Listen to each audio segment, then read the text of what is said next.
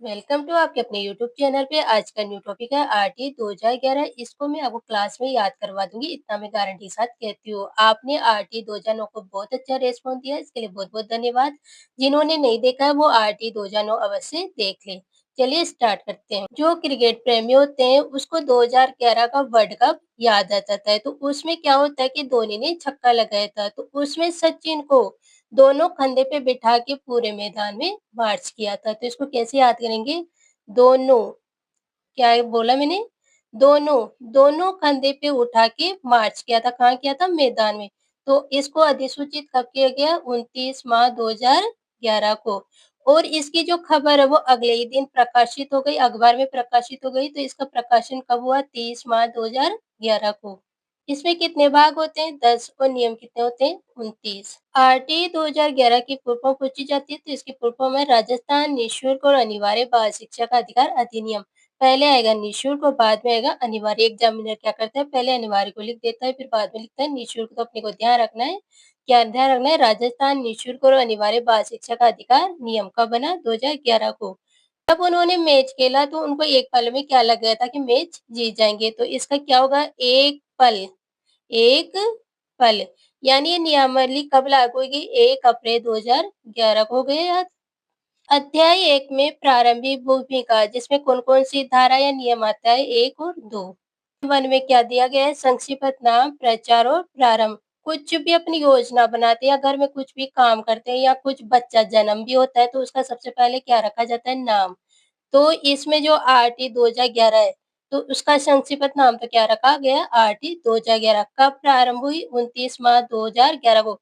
दोनों कंधे पे उठा के क्या किया था? मार्च। हो गए याद?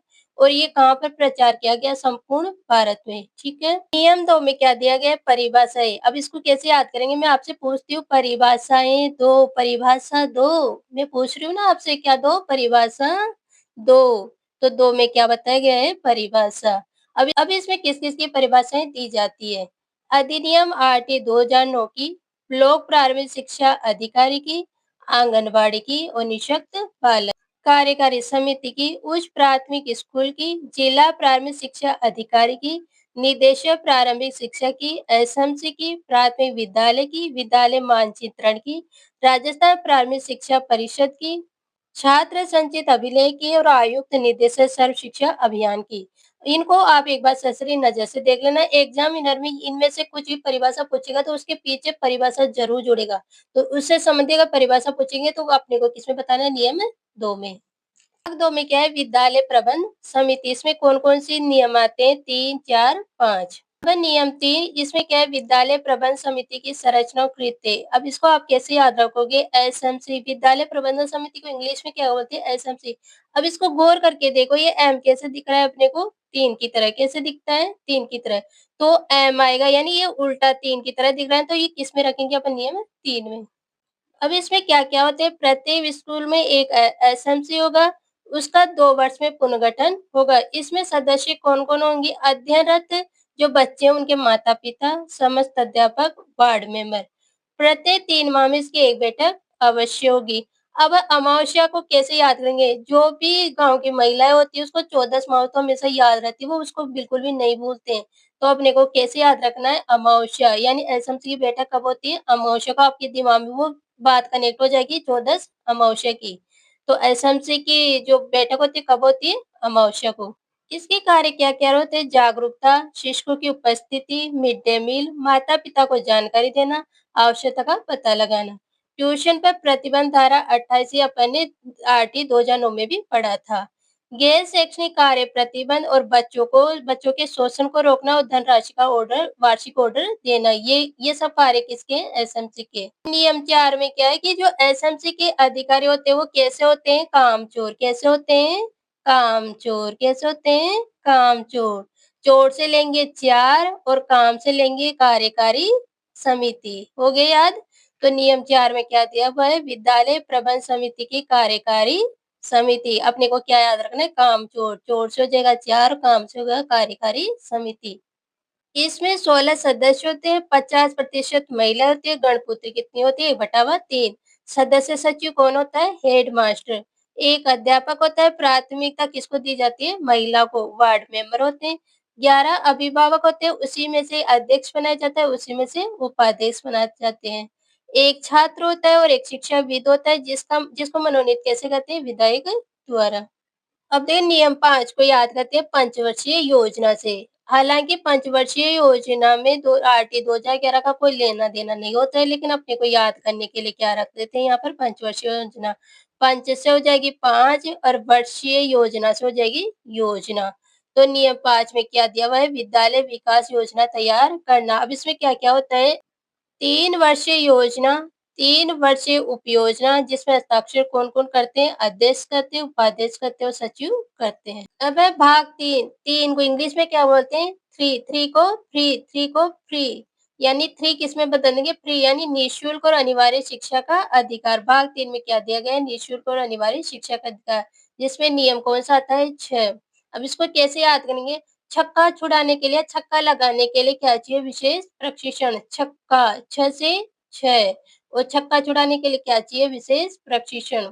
यानी इसमें क्या कहा गया कि जो जो बच्चे हैं वो अगर वो लेट एडमिशन लेते हैं या कोई दिव्यांग है या कमज़ोर बच्चा है, तो उसको 3 से लेके 6 माह तक का विशेष प्रशिक्षण दिया जाएगा।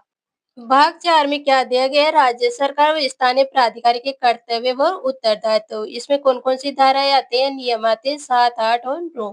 नियम 7 क्या कहते हैं? अगर विद्यालय या स्कूल का क्षेत्र पास में होगा, तो बच्चे क्या जाएँगे? 7 यानी स्कूल पास में होगा, स्कूल का क्षेत्र पास में होगा, उसकी सीमाएँ पास में होगी, तो बच्चे क्या जाएँगे? 7, 7 से 7वाँ। तो नियम 7 में क्या बताया गया? आस-पास का क्षेत्र या सीमा प्राथमिक स्कूल कितनी दूर हो? 1 किलोमीटर और उच्च प्राथमिक स्कूल कितनी दूर हो? 2 किलोमीटर। अब नियम 8 क्या कहता है कि राज्य सरकार के पास तो कुछ काम होते नहीं, तो उनके क्या हो गए? ठाट। ठाट से क्या याद करना है अपने को? 8 ठीक है?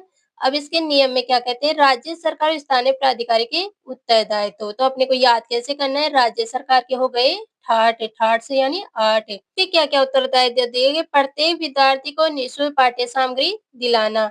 2021 से क्या हो गया कि निःशुल्क ड्रेस दी जाएगी, 2 ड्रेसों की सिलाई के लिए कितने रुपए दिए जाएँगे? 200 रुपए। और बच्चों के साथ किसी भी प्रकार का भेदभाव नहीं किया जाएगा। नियम 8 में तो क्या था कि राज्य सरकार के पास कुछ भी काम नहीं था, तो उनके तो हो गए थे क्या? ठाट। लेकिन स्थानीय प्राधिकारी क्या करते हैं, जो बालकों की जो रिपोर्ट होती है, उसको अच्छे से नोट करते हैं। बालकों की रिपोर्ट को अच्छे से नोट करते हैं। नोट से नो क्या होगा? नोट से नो। इसमें क्या होता है 1 से 14 वर्ष तक के बालकों की सभी प्रकार की रिपोर्ट या डाटा तैयार करनी होती है। भाग 5 में क्या आता है? विद्यालय और अध्यापकों के उत्तरदायित्व जिसमें कौन-कौन सी धारा या नियम आते हैं 10 से 15 तक। नियम 10 क्या कहता है कि बच्चा इतना कमज़ोर था कि वो ₹10 के कुरकुरे भी नहीं ले सकता था। बच्चा कितना कमज़ोर था? बच्चा इतना कमज़ोर था कि ₹10 के कुरकुरे भी नहीं ले सकता था। तो 10 से हो जाएँगे 10 और कुरकुरे या कमज़ोर से हो जाएगा कमज़ोर वर्ग। नियम 10 में क्या है? कमज़ोर वर्ग के लाभार्थी समूह के बालकों का प्रवेश। अगर आवेदन ज़्यादा आ जाते हैं तो उसको कैसे निकालते हैं? लॉटरी के द्वारा उसका आवेदन लिया जाता है और इसमें किसी प्रकार का शुल्क नहीं होता। नियम 10 में बच्चा इतना कमज़ोर था कि उसके पास कुरकुरे खाने के लिए ₹10 भी नहीं थे, तो यहाँ पर टीचर क्या कहता है कि लो बच्चा मैं तेरे को ₹11 देता हूँ। यानी वो बालक की व्यय की पूर्ति कैसे करता है? ₹11 से। कैसे करता है? ₹11 से यानी ₹1 ज़्यादा देकर बालक की व्यय की पूर्ति यानी प्रतिपूर्ति कैसे करता है? ₹11 से। तो नियम 11 में क्या है? राज्य सरकार द्वारा प्रति बालक व्यय की प्रतिपूर्ति। सरकार इसकी प्रतिपूर्ति कैसे करती है? साल में 2 बार स्कूलों को पैसे देकर इसकी प्रतिपूर्ति करती है। नियम 12 यानी टीचर ने 10 की जगह उसे ₹11 भी दे दिया और ऐसा कहा कि हाँ बेटे अब तू डेली स्कूल आ, तेरी व्यय की प्रतिपूर्ति मैं करता हूँ। लेकिन बच्चा कई दिनों तक स्कूल नहीं आया और वो कब आया? जब बहुत दिनों के बाद में स्कूल आया तो उसने टीचर ने पूछा, "भाई तू इतने दिन बाद स्कूल क्यों आई?" कि क्यों? क्योंकि मैं अपने दादाजी का 12वाँ करके आया हूँ। क्या करके आया हूँ? 12वाँ। टीचर ने कहा, "ले तेरे दादाजी का आयु प्रमाण पत्र दिखा।" तो उसने कहा, "भाई मुझे क्या पता मेरे दादाजी का आयु प्रमाण पत्र का।" तो इसमें नियम 12 में क्या है? आयु के सबूत के लिए दस्तावेज। अब इसमें क्या होता है कि नर्स और आंगनबाड़ी का जो लिखते हैं ना पंजीकरण वो है तो ठीक है, नहीं है तो जो माता-पिता अपने मुँह से बोल देते हैं ना, हाँ भाई मेरा बेटा गणेश चतुर्थी को हुआ है, तो वो ही डेट मान्य होगी। नियम 13 में क्या कहते हैं कि बच्चे के पास जब आयु प्रमाण पत्र नहीं होता तो बच्चा थोड़ा निराश हो जाता है, तो टीचर कहता है भाई तू निराश मत हो, तेरा एडमिशन ज़रूर होगा, तू किसी भी कालावधि में आ जाना। टीचर क्या कहता है कि तेरा एडमिशन ज़रूर होगा, तू किसी भी कालावधि में आ जाना। 13 13 13 से क्या करना है अपने को 13 तो तेरा एडमिशन ज़रूर होगा, किसी भी कालावधि में आ जाना। इसमें क्या होता है कि एडमिशन 6 माह तक होता है, लेकिन 2021-22 में क्या कर देंगे पूरे साल में कभी भी बच्चा आएगा तो उसका एडमिशन लिया जाएगा। नियम 14 में क्या है विद्यालय को मान्यता लेंगे तो भी अधिकारियों के पास जाएँगे। तो अधिकारी के पास गया अपने विद्यालय की मान्यता लेने के, तो उस अधिकारियों ने क्या किया भई हम आपको विद्यालय की मान्यता तो दे देंगे, लेकिन आपको हमारे साथ एक सौदा करना पड़ेगा। क्या करने पड़ेगा? सौदा से 14 यानी हम आपको मान्यता तो दे देंगे लेकिन हमारे साथ आपको सौदा करना पड़ेगा, तो सौदा से क्या याद रखेंगे 14। नियम 15 क्या कहता है अगर सौदा रद्द हो गया तो हम मान्यता वापिस भी ले लेंगे, क्या ले लेंगे? वापिस। अगर सौदा रद्द हो गया तो हम मान्यता भी वापिस ले लेंगे। तो नेक्स्ट नियम 15 में क्या है? विद्यालय की मान्यता वापस लेना। भाग 6 में अध्यापक जो कौन-कौन से नियम से 16 से 21 तक। नियम 16 कहता है भाई मेरे को योग्यता लेने के लिए कौन-सा सौदा करना पड़ेगा, तो वो क्या कहते हैं अधिकारी की तेरी न्यूनतम योग्यता कितनी हो? 16 वर्ष। कितनी हो? 16 वर्ष। न्यूनतम योग्यता कितनी हो? 16 वर्ष। टीचर है जो थोड़ा-सा खतरा महसूस कर रहा था क्योंकि उसकी योग्यता 16 यानी उसकी उम्र 16 वर्ष नहीं थी, कितनी निकल गई? साढ़े 15 वर्ष थी। तो उसको खतरा 17 खतरा महसूस होने लगा, खतरा 17 अधिकारियों ने क्या कहा कि खतरे की कोई बात नहीं है, हम आपको थोड़ा-सा छूट-पन भी दे देंगे, थोड़ी-सी छूट भी दे देंगे। तो अब इसको कैसे आए खतरा से 17 और शिथिलीकरण यानी छूट, थोड़ी-सी न्यूनतम यानी न्यूनतम शिथिलीकरण यानी थोड़ी-सी छूट दे देंगे। नियम हटा फिर वो टीचर पूछता है भाई अब मेरे को और क्या-क्या चाहिए? तो वो कहता है कि तेरी स्कूल में यानी तुम्हारी स्कूल में न्यूनतम कितने टीचर हो? 18 कितने टीचर हो? 18 तो वो टीचर कहता है कि मेरी स्कूल में तो 18 टीचर नहीं है, तो वो कहता है कि अर्जित कर लो। क्या? अब तुम अर्जित कर लो, कितना अर्जित कर लो? 18 अब तुम अर्जित कर लो। तो नियम 18 में क्या है न्यूनतम अर्हताओं को अर्जित किया जाना। इसमें क्या है राज्य 5 वर्ष के भीतर ऐसी कोई अध्यापक शिक्षण सुविधा उपलब्ध करवाएगा। कार्य वो बोलता है कि अब मुझे और क्या शर्तें माननी पड़ेगी तो कहता है कि उन्हें उन्हें वेतन भी देना पड़ेगा। उन्हें से क्या बोलना है अपने को 29 उन्हें से क्या करना है 29 उन्हें वेतन भत्ता भी देना होगा। अब टीचर बहुत खुश था और अपने स्टाफ में गया तो स्टाफ के जो टीचर थे वो क्या खा रहे थे 20-20 बिस्किट खा रहे थे। क्या खा रहे थे 20-20 बिस्किट खा रहे तो उनको उनके कर्तव्य बताया। उनको क्या कर्तव्य बताया कि एक टीचर होंगे और उनके पास रहेंगे 2 स्टूडेंट यानी नियम 21 यानी एक टीचर 2 स्टूडेंट। भाग 7 में क्या है पाठ्यचर्या और प्रारंभिक शिक्षा का पूर्ण होना। इसमें कौन-कौन से नियम आते हैं 22 और 23। आपके टीचर बोलते हैं कि 2 स्टूडेंट और 1 टीचर कैसे संभव होगा? तो टीचर बोलता है कि किसी भी समय 2-2 शैक्षणिक प्राधिकारी चेक करने के लिए आ सकते हैं। तो 2-2 से 22 और शैक्षणिक प्राधिकारी क्या है आरएससीईआरटी द्वारा आयु अनुरूप पाठ्यक्रम तैयार करेगा।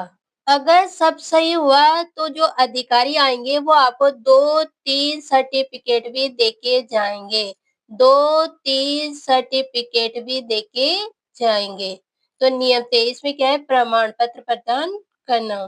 क्या आता है कि अंतिम योगात्मक मूल्य, एक्स्ट्रा एक्टिविटी ये सब 1 महीने के अंदर तैयार की जाती है एचएम द्वारा यानी हेडमास्टर द्वारा। नियम 8 क्या कहता है शिकायत निवारण। इसमें कौन-कौन से नियम आते हैं 24-25। नियम 24 में क्या कहते हैं अगर कोई टीचर को शिकायत है तो उसका निवारण कितने घंटे में हो जाएगा? 24 घंटे में। कितने घंटे में हो जाएगा? 24 घंटे में।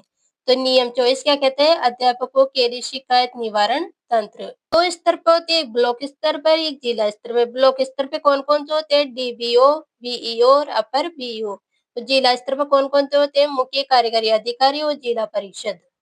3 माह में बैठक अनिवार्य होती है। नियम 25 क्या होता है, जो गरीब बच्चा होता है ना, उसके माता-पिता स्कूल में आते हैं और माता-पिता आके कितनी शिकायतें लेके आते हैं, 25 कितनी शिकायतें लेके आते हैं, 25 पिता पिता 25 पैसे पिता बच्चे 25 कितनी शिकायत लेके आते हैं, 25 इसमें क्या होता है, एसएमसी के अध्यक्ष को शिकायत करना, अगर उससे भी संतुष्ट नहीं होते तो 3 महीने में समुचित प्राधिकारी के निर्णय को देखना, अगर उससे भी संतुष्ट नहीं होते तो राष्ट्रीय राज्य बाल अधिकार संरक्षण आयोग पे सूचना पहुँचाना। भाग 9 में क्या है, बाल अधिकारों का संरक्षण। द्वारा 25 शिकायतें लेके आए तो जो टीचर था ना, उसकी जो छवि है ना, वो थोड़ी-थोड़ी खराब होने लग गई थी। छवि क्या है, उसकी थोड़ी-थोड़ी खराब होने लगी, क्यों? क्योंकि वो बाल संरक्षण नहीं कर पा रहा था। कहता है, राजस्थान राज्य बाल अधिकार संरक्षण आयोग द्वारा कृत्यों का निर्वहन या निष्पादन। बाल अधिकार संरक्षण आयोग का कार्य किसने किया? सरकार ने। और सरकार ने किसको बताई? सत्ता को। किसको बताई? सत्ता को। किसको बताई? सत्ता को। सत्ता से क्या करना है? 27 बाल संरक्षण, बाल अधिकार संरक्षण, बाल अधिकार संरक्षण। तो नियम 27 में क्या है? राजस्थान राज्य बाल अधिकार संरक्षण आयोग के समक्ष परिवादों को प्रस्तुत करने की रीति। चाइल्ड हेल्पलाइन नंबर के द्वारा भी आप शिकायत कर सकते हैं। नियम 28 में क्या है? राज्य सलाहकार परिषद का गठन और उसके कर्तव्य। जो राज्य सलाहकार, जो बड़े अधिकारी होते हैं, वो छोटे को कैसे बुलाते हैं? अठ आ 28 जो मारवाड़ी परिवेश है वो तो समझ जाएंगे कि वापिस बुलाने को क्या बोलते हैं?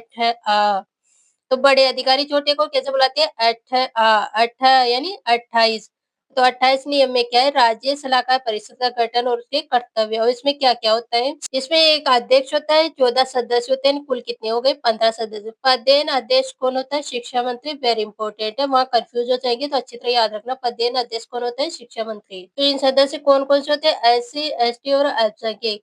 एक होता है अनुभवी शिक्षा के क्षेत्र में, एक होता है अनुभवी विषय शिक्षक, एक होता है अनुभवी प्राथमिक शिक्षा शिक्षक, 1/3 होनी चाहिए महिलाएं। 3 माह में बेटा करना बहुत जरूरी होता है। कार्यकाल कितना होता है इसका? 2 वर्ष। इसको पुनः नियुक्त भी किया जा सकता है। अगर कोई खाली पद होता है तो उसको 4 माह में भरना जरूरी होता है। भाग 10 में क्या है? प्रकरण। 29 में क्या है? शंकाओं का निवारण। अब ये जितनी भी 28 प्रक्रिया हुई, उसकी शंकाओं का निवारण कब किया जाता है? 29 में। और वो कौन करेगा? शिक्षा विभाग, राज्य सरकार। यही इसका अंतिम निर्णय होगा और बाध्यकारी भी होगा।